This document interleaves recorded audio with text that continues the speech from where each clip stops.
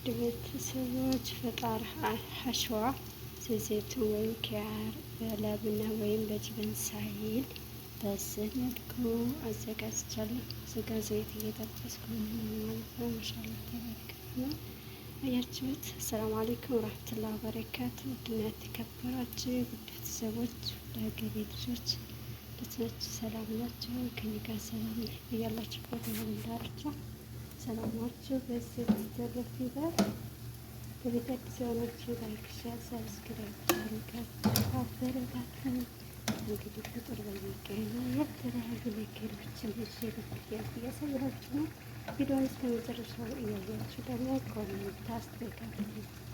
ይህ መስተካከል የምትሉ ነገር ካላችሁ ኢንሻአላህ ኮሜንት ያለው አስተካክላለሁ እላችኋለሁ። ቤተሰቦችን ውድ ቤተሰቦች ተመልሼ መጥቻለሁ ማለት ነው።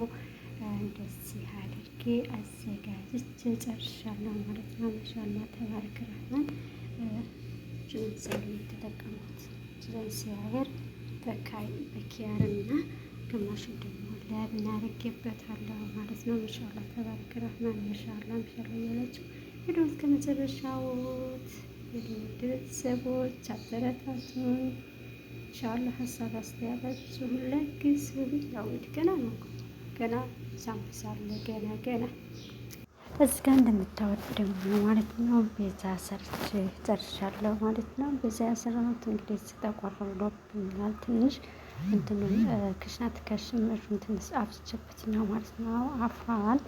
ለዛ ነው ጅብን እና ምንድነው ዘይቱን ነው ጥቁሩ ነገር ምንድነው እንዳትሉ ማለት ነው። እንደዛ አድርጌ ቆራርጬ ከሰራሁ በኋላ ማሻአላህ ተባረከ ረህማን ትንሽ ያረረ ይመስላል እኮ ስታዩት። ለዚህም ደግሞ ይቅርታ ማለት ነው። ማለቴ ያኔ ማጅን አበዛሁበት ትንሽ ቲማቲም ነበር መብዛት ያለብኝ እንደዚህ ጠቆር ብሎ እንዳይተቀይ እንደሆነ ማለት ነው። በላይክ በሸር ገባ በሉ ውድ ቤተሰቦች በያላችሁበት የዓለም ዳርቻ ያለ ሰላም እዝነት ራህመት ይላችሁ። ወሰላሙ አለይኩም ወራህመቱላሂ ወበረካቱ። ዳግም